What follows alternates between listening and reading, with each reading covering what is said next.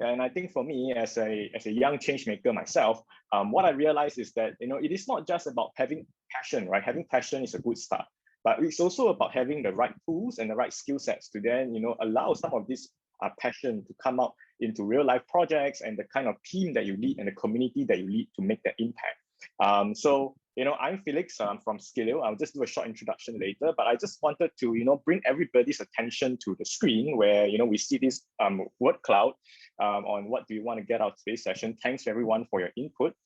So I do see the very big word here is intentionality, right? So how do we have a more purposeful approach to trying to develop soft skills? And I do see the importance of soft skills, improving soft skills, growth, how to quantify soft skills. Interesting. Okay, great. So I hope that in my session, when I'm sharing this, I do cover some of the things that you want to take away. And if there are some gaps that I have not covered, do feel free to ask me at the end of the Q&A or any point during this entire session. All right. Okay. So just a little bit about myself. I'm Felix. I'm founder and CEO of Skilio. So besides, I'm currently still a university student in NUS. I took a leave of absence from school to actually start Skilio. Basically, we are an AI platform to help students be more intentional to track their soft skills development. And besides Skilio, I also volunteer at a few organizations. So one of them being the Global Shapers community under the World Economic Forum, where we work on local projects in the areas of climate change, education, and different social issues as well. So besides that, my background, I actually started in the youth development sector as a facilitator, as a coach since I was 17. And slowly, I decided to say, hey, there's a lot of things I can do in this space. And I also found deep passion in trying to empower youth. Yeah, so a little bit about me. I didn't come from the most well-to-do family in Singapore. So when I was in school, I was very lucky and very privileged to be given a lot of opportunities to lead in school. So in the capacity as a student leader, as a facilitator, and that got me thinking on how do I actually help other young people to develop skill sets like that as well. What I realized back then when I was studying is I wasn't the best student. I failed my maths all the way. I wasn't your A+ student. But what I learned a lot was during this kind of leadership opportunities, or when I'm actually leading a school project, I learned so much more about myself, right? And I also learned to be more intentional in trying to rally people together, trying to reach a certain goal or an outcome. And then that's why I sort of got very interested in the space of youth development. Right, so I think my first foray into education, like what I've shared earlier, was when I was 17, right, in JC1. I started to get into a lot of these coaching programs, being a youth facilitator, and helping students to understand that life is more than just grades, and there's just so much more they can actually pursue and discover outside of school. Yeah, so I eventually became a MOE teacher for a short while after my NS days. I also sort of taught entrepreneurship with Reactor, and I was with a secondary school teaching mathematics and social studies. So I sort of went into different bouts of the education system, trying to learn a little bit more. And I realized that it's so difficult to change the system, and I decided to say, hey, when I was in year 1 entering university, I told myself that I can actually do something within the education space that could scale, that could actually help more students become future ready. And I think one of the problem statement that we sort of stumbled upon was the importance of soft skills. So skills like leadership, teamwork, communication, and so on. They are increasingly important for future success. And I think to answer some of your questions earlier, right, like about how important soft skills is, according to a Deloitte Access Economics report that was done, I think, a couple of years back, right, 60% of jobs will be soft skills intensive by 2030, right? So I'm sure all of us know that with the advent of technology, AI, how all of these skills a lot of hard skills can be automated away, but it is the soft skills that is harder, for automation and displacement. And 92% of HR manager actually says that soft skills matter as much or even more than hard skills. This is according to LinkedIn Talent Trends survey in 2019. So when we saw these trends, what was actually appealing to us was that how do we help young people, youth, that are about to enter into this kind of future workforce to be prepared for such a future. And I mean, when we sort of look at the education system and us being in the education system ourselves, we realized that there need to be more efforts and awareness around the part on helping students develop their soft skills. Yep, and I'm not going to go through this because I think this is a phenomenon across the whole world, right? And I think I just want to point to the Singapore one, in fact, right? So this was actually done by Straits Times, one of the, it was a survey conducted by NYC, National Youth Council, that 7 in 10 Singaporean students, tertiary students, feel unequipped for the future of work. And I think that's where we sort of started on the work on trying to build Skilio, right? A digital soft skills portfolio to empower youth to better articulate and showcase their soft skills competencies in the work that they do. All right. Yeah, so that's a little bit about me and my own journey starting when I was 17 and up till now, and a little bit of the work that I do. Yeah, but that's just getting a quick introduction of everybody. And so in today's session, right, in the next 1.5 hours to 2:30, a few things that we're going to go through, right? So we're just going to go for a quick introduction, icebreaker. I'm going to share a little bit about the myth of soft skills, right? As well as as well as the idea that you can actually be intentional, right, in developing soft skills. And lastly, this will be the main bulk of the entire session, will be how do you create your own soft skills portfolio to track your own development with a more intentional kind of mindset, right? And we'll just end it off a summary and open up for Q&A. All right, so I think to do this icebreaker, it'd be great if I can get everybody, right, to just turn on your camera for a short while. We're just going to do this activity called Who's in the Room. I'm just going to unshare my screen. And if you're okay, you can turn on your camera so we can just have a go at this activity that I found online, which is pretty cool for a virtual kind of experience. So we're going to do this thing called Who's in the Room. So we will just all start off with everyone having their cameras on, okay? And what's going to happen is that we're going to put our finger covering the camera. All right, so I will ask certain questions, and if the questions resonate with you, all right, you take your finger off the camera and see who else in the room actually resonates with that question.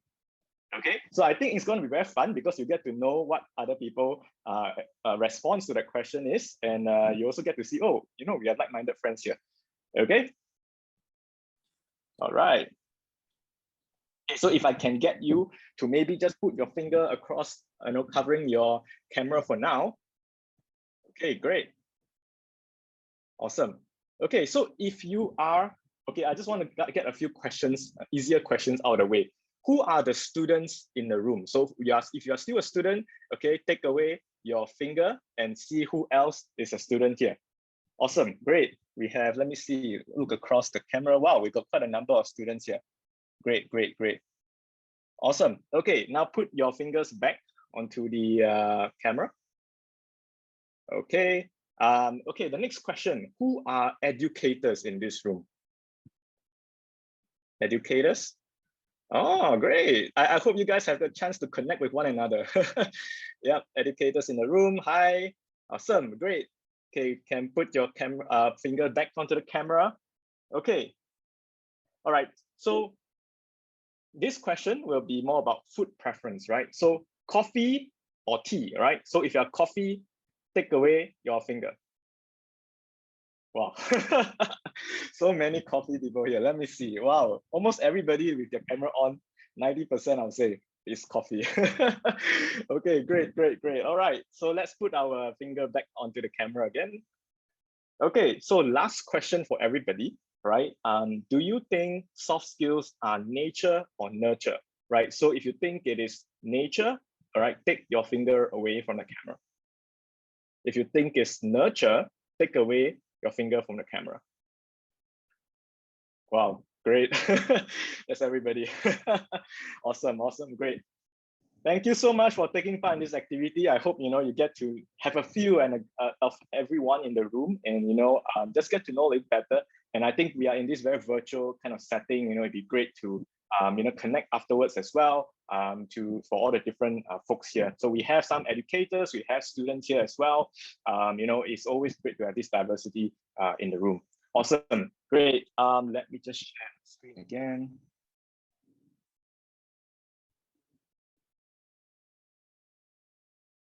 Awesome, great. I loved it. It was so much fun. So I actually did this activity with one of my virtual kind of camps that we run, and I think it's so fun to get to know everybody in the room. So thanks for that. Thanks for being participative, especially after lunch. And I really appreciate that. Awesome, great. So I think I'm just going to go through quickly into some of these things that I think is a myth about soft skills, right? And we'll then get through to the meat of the session where we will actually be going through certain, getting you to run certain activities where you can actually create your own system to track and be more intentional about soft skills. So I understand there are educators and students here. So as much as I can, I'll try to cater to both perspectives. But if you have any questions at all, feel free to type in a chat or let me know at the end during the Q&A session. All right, so I think the reason why I asked the last question is because probably the first myth that I wanted to debunk, right, with everybody was the idea of nature versus nurture. Why is there a debate around soft skills being something that can be like, you're born with it, or you can actually develop and nurture these skill sets? And I think from that just a short activity, I see that all of you here, or like majority of you here, believe that soft skills can be nurtured. But I just wanted to also share why some of them, or why some people have this conception, right, that soft skills are actually something of nature rather than nurture. All right. So actually, there has been certain studies done, right, that how some leadership qualities are in genetics, right, and they insist that some of this part you are actually born with it, they are traits, right, and people actually think that they did studies on how these actually are traits that are human, that they are born with, right? And there are also studies to say that, these are the kind of personality traits that enable them to be effective. But I think why is there such a division, right, in views about whether soft skills are nature versus nurture? It's because the idea of soft skills lies on a spectrum, right? And a lot of us, I think what's the biggest issue is the fact that we don't have a common definition of what soft skills are. Unlike hard skills, it's very easily defined and well defined. And it is the very intangible nature of how soft skills are that it sort of gives up to this debate. So just to give an example, right? So I went into some websites to look at, what's the definition of soft skills, what people think soft skills are, right? So you have, things like, non-technical skills that relate to how you work. They include, how you interact with colleagues, solve problems, how you manage others. And, in the dictionary, they say that, these are desirable qualities for certain forms of employment that do not depend on acquired knowledge. And yeah, this one was actually quite interesting, right? So soft skills are personality traits and behaviors that help a candidate get hired and be successful at work. And I think that's the reason, one of the reasons why there is such a divide, right, in this debate, is because I'm not sure if you're familiar with this, right? There is this thing called the iceberg model of competencies, right? And a lot of it, in like this iceberg, right? The thing that's on the surface is actually things that are easier to change, right? And the things that are beneath the surface, right, are actually harder to change. So things like your personality traits, your values, your attitudes and things like that, these are harder to change, right? Because this form over time when you're young, all the way to where you are currently. And things like skills, like behaviors, knowledge, are things that you acquire and are things that are easier to change and malleable, right, at the top. And I think the reason why soft skills can be misconstrued or basically think that there is a sort of divide between nature versus nurture, because some part of it are traits, right, and some part of it are actually skills, right, that you can actually sort of practice and sort of develop. Right, and if you see, actually, my opinion, right, is that soft skills actually lies across a spectrum. So things like empathy, right, things like communication, there are aspects of it that you can actually practice and train, but there are aspects of it that are personality traits to you, which makes it easier for you to practice or demonstrate certain kind of behaviors. But it doesn't mean that you can't develop these skills, right? It just basically means that for maybe certain things that is not something natural to you, right? It takes certain more effort to practice it and form a habit out of it. All right. So I think therefore soft skills, right, like leadership, empathy, collaboration, these are skills that can be nurtured, right? So, and if you look at the top part, the part on skills, right, the part on behaviors, these are the things that actually, as individuals, we can then be more intentional about building those behaviors, practicing those behaviors, such that it becomes a habit to us, so that we can actually develop these skill sets. Right. So the myth number 2. Right, the more soft skills, the better. So does having more soft skills means naturally a better person or a better leader or a better student and things like that, right? So actually, how everyone demonstrates soft skills is unique and context dependent, right? So I don't believe that sometimes having a plethora of soft skills, and if I can count it, I have leadership, teamwork, communication, all of these things, is naturally a better thing, right? What I believe is that, for everybody, we are inherently unique in the way we develop or our own leadership or any kind of soft skills, right? Even under the whole plethora of leadership, right? There is so different styles of leadership. So like transformative leadership theory, you have your 7 leadership model, and we naturally or inherently are better in certain areas, right? And how we then demonstrate or practice this skill is very context dependent as well. Right, so in the kind of work that we do or in the kind of situation we are in, the way we practice these skills can be very different. So I think having more soft skills, right, may not be better, but it's more about, and may not be the right question to ask, right? So it's more about maybe what is the right soft skills for the right context, right? What's the right soft skills for the right context? So that could be a better question to ask than thinking about, should I have all the soft skills I can find? Do I reach a report and say that, okay, these are the soft skills I need, and therefore, I'm looking at trying to develop all of them, right? And I guess the last myth, right? So what does being good at soft skills mean? So how do I know I am good at the soft skills, right? And I think my response to that is there is no good or bad, right, in soft skills. It is just basically strengths and blind spots, right? As I've said earlier, right, for certain soft skills, right, it is inherently easier for us to practice because some of it blends with the personality traits that we have, right? So for some soft skills, we may find it natural to practice it or to display it. But for certain types of soft skills or certain aspects of soft skills, it might be harder or basically it becomes a blind spot for us. And that's why, you may need to put in more effort to practice those behaviors, to practice those skill sets, such that it becomes something that is part of our daily lives or are part of how we actually practice those skill sets. Right. So therefore, right, actually being aware about your strengths and blind spots is very important, right, to help you identify ways to improve your own skill set. And I think for all the students here, this is where I think, I think for a lot of us, right, we will be thinking, in project work, it's just about getting, the submission report done and things like that. Actually, it's not, right? There's so many opportune moments for you to practice some of these skill sets, or how to be a better effective communicator. How do you maybe lead a team through a crisis, right? Or, when submission is due at 2359 and you haven't finished your report, how do you go about adapting to that kind of scenario as well? So being aware about your strengths and blind spots will help you to then be able to find ways to improve your own soft skills. Right, so in general, right, I think 3 things, at least from what I would like to share across, is that soft skills, number 1, can be nurtured, right? And number 2, it's not about do I need to have all the soft skills in the world, but more about what's the right soft skills for the right context, right? So if you're leading a team in a social setting, if you are doing a group project in school, or if you're leading, your projects in the companies and things like that, what is the right soft skills for the right context?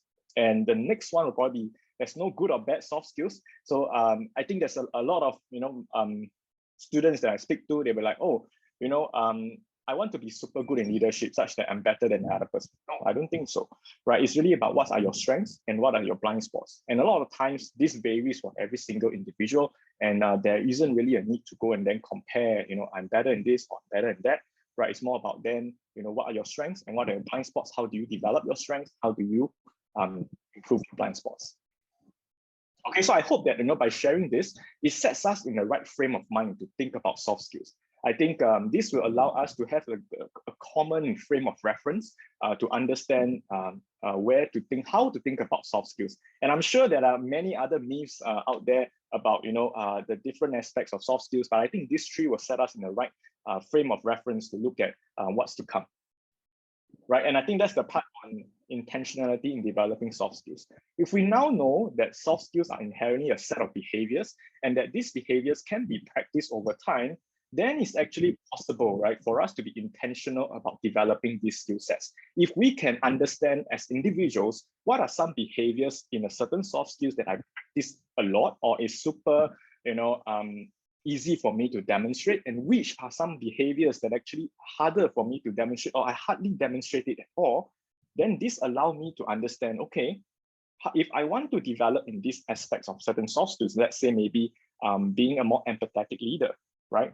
How do I then take those active steps to practice those behaviors of being an empathetic leader in the daily context that I'm in the the daily lives that I'm in, so that I'm being more intentional in trying to develop these behaviors. Okay, so I think I just want to take a pause here just to see if there's any questions that I can answer, before we dive into the meat of, creating your own system to track your own soft skills. Let me just open up the chat to see if there's any questions. All good. Yeah, if there's any questions, you can let me know at the end or just put in the chat. I will just stop to answer them. Okay, great. So I think this is the part that I think will be a bit more fun, and it'll just not just be me talking, you'll be doing stuff as well, which is good because then I don't have to do so much talking, right? Great. So can I get you to go to this link, right? tinyurl.com/2021 Changemaker. You should see a Google Sheet that I have designed. It's like a worksheet. So can you duplicate the template and just rename it with your name, right? So we're all just going to be creating like a simple system to then be more intentional about tracking your own soft skills. Maybe I'll just give everybody some time to, get to that. Awesome, great. All right, so maybe let's just dive straight into it, right? So by now, I hope that you have already maybe created a template and just rename it, create a new page over there in the Excel sheet, in the Google Sheet, right? And they just rename it to your own name, right? So we're just going to go through this and do this together. A lot of what I'm sharing now is actually what we use to develop our app, right? And I think when we thought about it in that perspective, it was really looking at soft skills like as a behavior, and how do we get someone to keep practicing this skill in their daily lives. And so we created a simple system to do that. And I think I'm just going to go through and bring you through our thought process when we think about that, right? So I think step one for us, when we actually look at how do you track soft skills more intentionally, is to determine a few soft skills that you would like to track, right? So this is very personal, right? So for all of you here, what do you want to maybe improve on for the next maybe 1 month, 2 months, or 3 months, right? And then to break it down into behaviors, right? What do I mean, right? So for example, okay, some soft skills you can consider. So this is actually part of what the forum is also trying to drive, like empathy, right? Teamwork, leadership, right? Can you break down every single soft skills into behaviors? And where do you actually find these behaviors, right? You can look for it online, right? There's actually different research papers about maybe leadership, right? About maybe a certain kind of soft skills. And what you want to get from all of these things, okay, is the behaviors, the observable behaviors that basically define this skill. So for example, let's say empathy, right? So this is just something I just pluck it off. So being fully present with others, right? This is something that is observable, right? Listen non-judgmentally, right? Asking questions instead of giving advice, right? So what you want to do in this exercise, which I'm going to give you some time as well, is to maybe identify 1 to 3 soft skills, depending on how much time you have, and then just figure out 3 to 4 behaviors under each of these soft skills in this particular soft skills. Okay, so basically identify 1 to 3 behaviors under these soft skills that actually represents what that soft skills mean. Okay, you wouldn't be able to cover every single thing, right? So we will just stick with finding the top 3 for now. Okay, so I'm just going to give you some time now. If you're seeing in the Google Sheet, there's actually this column called soft skills matrix, and then there is soft skills A, behavior 1, behavior 2, behavior 3, and then soft skill B, behavior 1, behavior 2, behavior 3. Okay, so I'll just give everyone 10 minutes, all right, just to go and find maybe a few soft skills. If you want to actually look at some of the soft skills of the forum, you can actually look at what the forum has put out in place, and then identify the behaviors first. Any questions from anyone about this step? All good? Okay, so maybe I'll just give everyone 10 minutes from now, and then we'll check back in again. And if there's any questions at all, let me know in the chat. All right? Okay, great. I hope that all of you had some thinking to do about actually what behaviors. Maybe if I can get you all back on my screen, because I'm going to show you the next step. The reason why we do this, right? As I said, I think when I show you that iceberg model competency, right? That a lot of time soft skills can be nurtured, right? And a lot of time what can be nurtured is the behaviors. And I think for many of youth like me, and also maybe some of the youth in this call, sometimes when we think about soft skills, it's some big fluffy concept, like what is leadership? What is teamwork? It's like a big fluffy concept that is very hard to grasp, right? But when we break it down into smaller, minute behaviors, it becomes something easier to understand and something easier to actually know that whether or not I'm moving in the right track, right? And that is why, and that's the thinking behind actually getting you to do this exercise.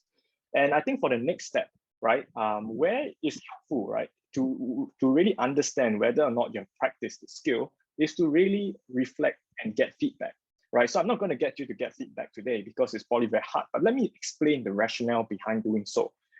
So I think if all of you are, for the educators, you probably know this experiential learning model by Cobbs. And for the students, maybe you heard this being thrown around in school, right? Is the whole idea about, practicing, some of these and experiencing some of these in a certain context, right? Practicing and sort of practicing some of these skills, and then basically reflecting about them so that it's internalized in your own learning as well. So I think for us, we believe in using reflections and also getting feedback from others, right? So these others can actually come from peers, or it could actually come from teachers or mentors that you actually have. And having feedback actually helps you to transcend the blind spot that you might have, because a lot of times maybe we have a lot of self-perception bias, right? And this too allow us to then see a more complete picture of ourselves. Okay, so right, ideally you want feedback from others, right, about your demonstration of these skills. Okay, and so for now, maybe when I can get you back onto the Google Sheet, right, is to really think about the reflection of, recount a moment in this week, right, which you have practiced some of these soft skills, right? And instead of just thinking about, oh, I have done these soft skills, I want you to detail out the steps in which you actually practice these soft skills. So for example, if you were to say that, hey, I was able to rally my team together towards a common goal, right? So rallying the team is an action, right? So I want you to basically look at detailing the steps that you have done and taken to display those soft skills. And for the feedback, right? Let's say after this session, you want to also get feedback about your soft skills. I would encourage you to maybe can send a question to your friends or your teachers. How do you think, especially those that you have interacted with or worked together with, right? How do you think I have demonstrated this particular soft skills, right? And what were some actions I did that made you think that I practiced this skill, right? So if you see the rationale of these two questions is really to try to tease out the behaviors that you have practiced. All right. So maybe again, I'll just give everybody 10 minutes, right? Just to try this exercise out. You can recount on a particular experience over the past week or a particular situation where you have then practiced this skill, and ideally detail out the entire steps that you have taken to actually practice this skill. All right. So if you see on the top part of the entire chart that you've done earlier, there is this tab on reflection, and then there's a day, Monday to Friday. right? You can actually just put it on a Saturday for now, right? And then, do a reflection on the skills itself. Okay, so maybe I'll just give everybody 10 minutes again, right? I'll just play the music again, and then we'll just let me know if there's any questions that you have, all right? Okay, great. I think most of you, I was just looking through the sheet, most of you have already have at least one reflection. And I just want to take this time to share a little bit more that these two questions, the questions are non-exhaustive, meaning you can actually have other reflection questions to add into the flow as well. If you realize these questions are very targeted at the soft skills itself. So you can actually also ask questions around, more open-ended and broad questions, right? Just targeted at the experience itself. If let's say, for example, if you were to go through a project meeting, right, just last Friday. So maybe, it could be as simple and open-ended as, oh, so what were some behaviors that you have showcased during the entire project meeting, right? And then you realize that maybe your response will be more open-ended, will be more that you might pick out certain other skill sets that are beyond what you are looking at, right? So I just want to say that the questions are not non-exhaustive. You can actually add more to it as you go. And I think Pei Fang also brought up a very good point. Thanks for that. So this exercise itself not just allows you to understand your own behavior. So I think what I use it in my team as well is to also look and create a safe space, right? To let everybody share about some of the behaviors that they have reflected about, that they have practiced. And from there, we are able to then see, okay, so these are some of the key actions and the key behaviors that each of them are, that have showcased, right? And then that also helps to facilitate a very nice discussion about how to help each other improve and, setting goals for a team as well. Okay, so the next step, right, is to compare and analyze, right? So basically at this step, what you want to do, right, is to read through what you have written. Oh, typo, right? Read through what you have written, right, and highlight some of these observable behaviors in the reflection or feedback that you have derived, right? And what you want to do is to map them into the behavioral metrics that you have, right? Right now, I think that everyone just have a very brief metrics, and that's okay. As you refine it and go along it, you will probably have more behaviors. But what you want to do here is to say that, okay, when I read through my reflections, right, what are some behaviors, right, that you have over there that actually matches across with the behaviors you have on your metrics. So for example, right, I was able to withhold my opinion so that I can understand what he said fully, right? So in this case, withholding my opinion is a behavior that I have practiced or I have done, right? And if then I cross-refer it to empathy, the breakdown of behaviors I have, it matches with listening non-judgmentally. So what you want to do, right, is to then highlight it first, to highlight the behaviors first, right? And then map it across to what particular behavior you have in the metrics itself. And if there is a match, right, give yourself 1 point, all right, for that particular behavior. Okay, and do it across all the reflections that you have. Okay, and what you will start to realize is that there will be some interesting patterns that start to occur as you do and input more reflections across the week, or across different times, or different times that you actually put this in. I'll explain a bit more about some patterns that we have seen, right? But maybe at this point, I just give everybody 5 minutes, right, just to look through your reflections, highlight in red, the behaviors, and then try to see if those behaviors actually map across to the metrics that you have. All right, so maybe just 5 minutes, everybody. All right, let's go. Yeah, to just take your attention back here. I know some of you are still doing, so maybe I'll just give you can do it later on after that. But maybe just let me explain a little bit on the whole practice and the idea of doing this, right? And the very first thing, right, when you actually, sometimes a lot of times after we write a reflection, sometimes it just comes off, from what we feel and how we have recollected some of these things. And I would always tell a lot of my team members to sort of do this exercise of highlighting those behaviors towards the end of the week, or when there is a substantial collection, right, of all of these different reflections and feedback that they have received. And the whole idea is that really being able to first identify observable behaviors is actually a very important, I would say, skill, right? Because you then be able to understand, if you can identify those behaviors, then you are able to know how to improve or know how to practice some of these things. And then you start to then match it across to what you intend to develop, right? And that is where some of these behaviors that you have broken down in the metrics that you have. And some of these very interesting patterns that we start to see as you maybe reflect more and more over the next few weeks, or as you do like a weekly journal and things like that, is that there will be some interesting patterns like, oh, how some behaviors tend to have more points than others, right? And this is the part where you start to figure out that this area of clusters of behaviors could be something that you demonstrate fairly easily, right? Something that it is very habitual to you, if I could put it that way. And for some behaviors, you realize that it's consistently on the low end, right? And that doesn't mean that you're not good at it, right? It just means that it could be a potential blind spots that you can actually then start to be more intentional to practice this behavior in the next interaction you have with somebody, or in the next context that you can actually practice this behavior. And there's also a very interesting dichotomy, right, between self-reflection and feedback, right? If you were to then segregate those two data points, and you look at the feedback that others have given you, and then you do the same process, actually highlighting and matching it across to the behaviors metrics, and then you compare the two results, right? What are some things that that came across to us, right? Is that, oh, okay, for some students, right, they will realize that, oh, I didn't even know I practiced this behavior, but somebody else pointed it out to me, right? Then that became an awareness, right, that they actually did this behavior.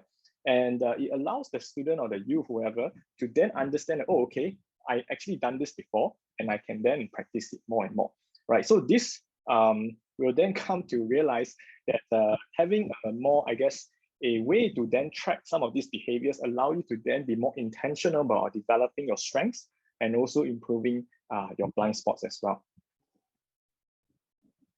Okay, and then the last part of it all, right, is to basically, from all of these data points that you receive, right, identifying some behaviors that you can actually intentionally practice, like what I said. And really, some questions that you can think about asking yourself is, oh, so what are some of your strengths, right? And how can you further enhance it in the context that you haven't encountered before? So when you maybe realize, oh, in a certain set of behaviors, I have a lot of points, right? What does it mean?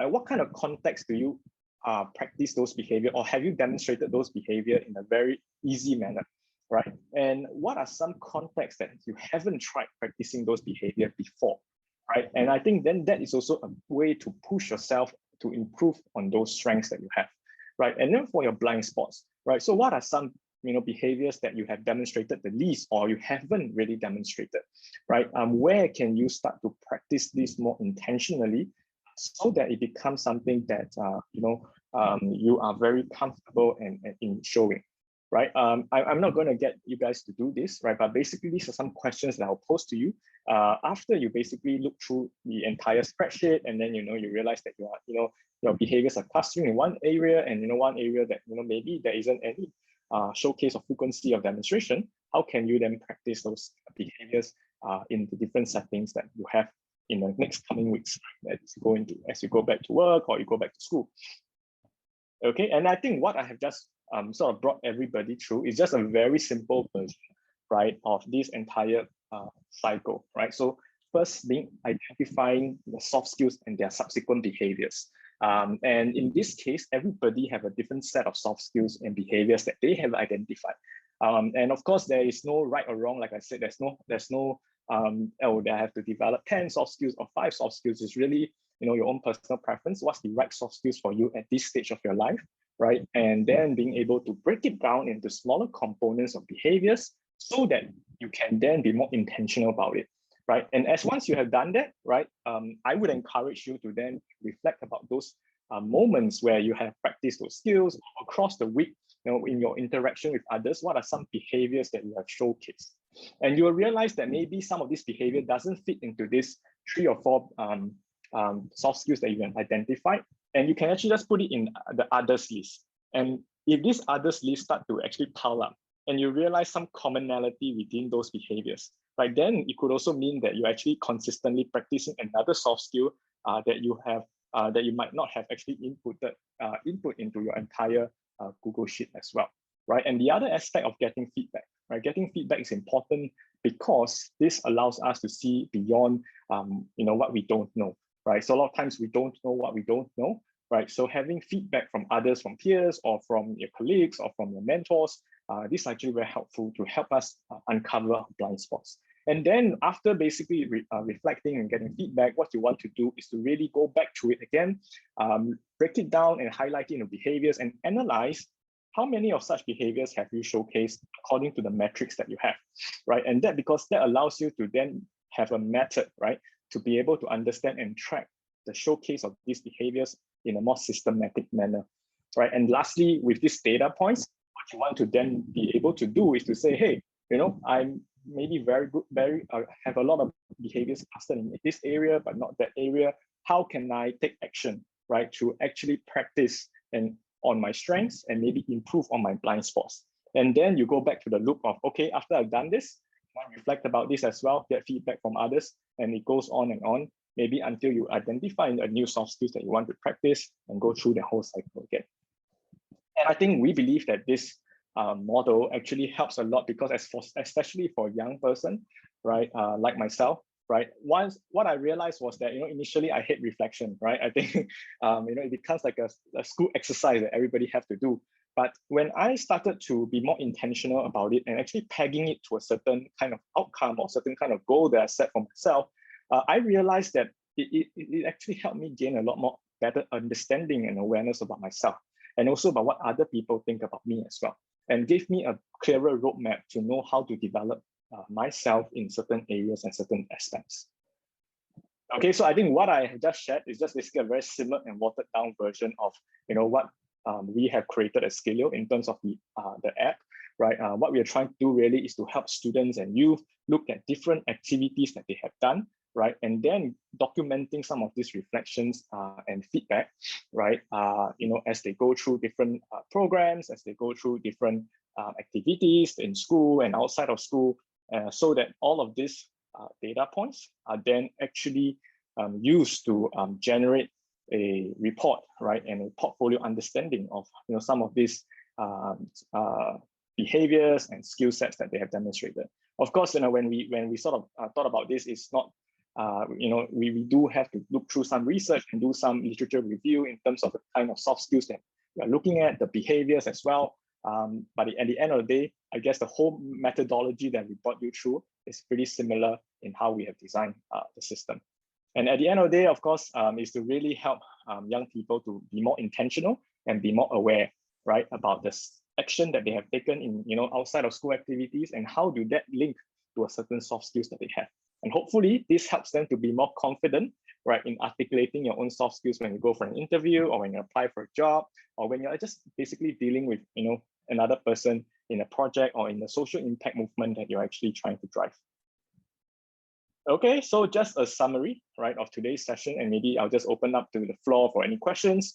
We have went through about the myth of soft skills, at least about what I think are some of the myths that we need to have a common understanding. So it gives us a correct frame of reference to look at soft skills. So mainly the idea of nature versus nurture, right? And there is certain aspects of soft skills that are that you can nurture, right? There are behaviors that you can practice, so that this can be something that you can become better in, right? And the whole idea that because these behaviors, you can then be more intentional about developing this skill set, right? If you are able to identify those behaviors and how you have practiced those behaviors and practicing it over and over again, that helps you to then be able to be more intentional in developing some of your strengths, some of your blind spots. And lastly, what we have went through is to a very simple prototypish version of creating a system to basically just track your own development of your own soft skills, right? You can actually look at doing that and actually comparing some of these statistics to see how can you then take action to improve your strengths and also your blind spots. All right, I just want to also just do a quick plug for what we are doing, right? We are actually offering a free beta access to students. So for the students who are interested to actually try this out, we are currently in closed beta. We are actually trying to push it to public beta soon. You can actually just scan this QR code and sign up for the beta access. For the educators, if we can work in any ways together to help impact your students, do reach out to me as well. Happy to have that conversation. And if not, that's all I have for today. I just wanted to leave some time, about 9 minutes before the end of the session, to just answer any questions or any thoughts from anybody in this room. Maybe let me put some music.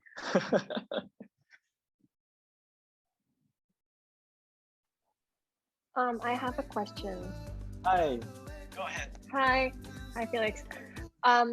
So I think my question. So first of all, thank you for this workshop. It has been very, very interesting.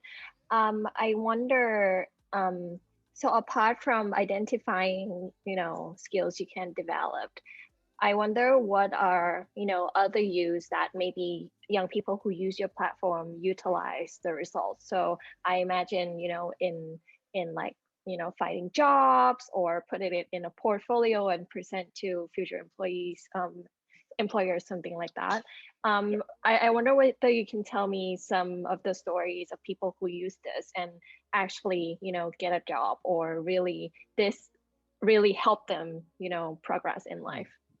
Yeah, I think the big vision that we have over here is that every individual should have a soft skills portfolio, right? I think the whole idea of a traditional resume and how you have a portfolio for your coding ability, but we don't have a portfolio for us being able to demonstrate soft skills. And I think the big vision of what we're trying to do here is that can we help equip every youth with a soft skills portfolio that they can actually use to maybe apply for a job, highlight, and the whole aspect of this here is to allow them to highlight key areas or key experiences that they have done in the past that showcase certain kind of soft skills that might be actually be very crucial in the kind of job that they're applying for or the roles that they're actually applying to.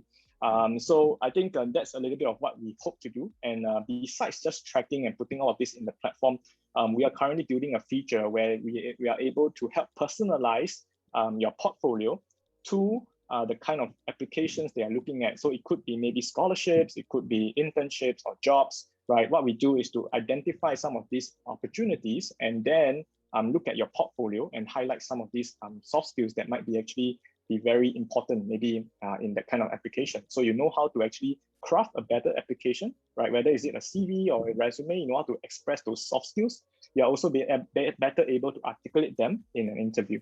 So maybe some real life story that we have so far in a closed beta, we actually work with some of these tertiary students in Singapore, so like university, and a lot of them express the challenge of getting that first internship, right? Because a lot of times they were like, oh, have you had past internship experiences before, right? So a lot of times if you are a first-time student, first year, second year, you might not have it, right? And so then that is a natural disadvantage for them compared to a year 3, year 4 student who might already have some internship experiences in their back.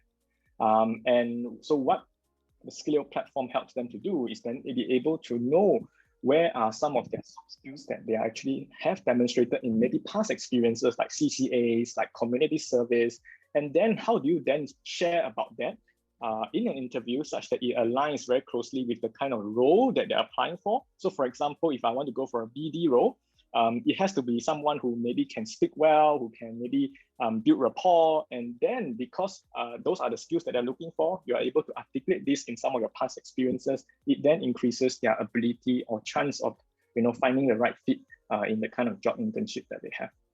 I hope I answered your question, Barris. You did. Thank you so much.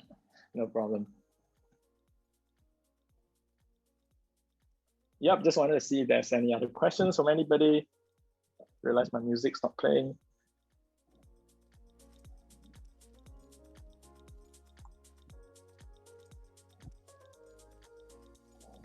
Yep, if not, feel free to connect with me on LinkedIn. If you would like a copy of the slides as well, template, just drop me an email. Happy to send it across to you. And let's stay in touch. Yeah, and happy to run this course, and I hope that you had a fruitful session with me as well. And yeah, that's all from me. Enjoy the rest of the forum.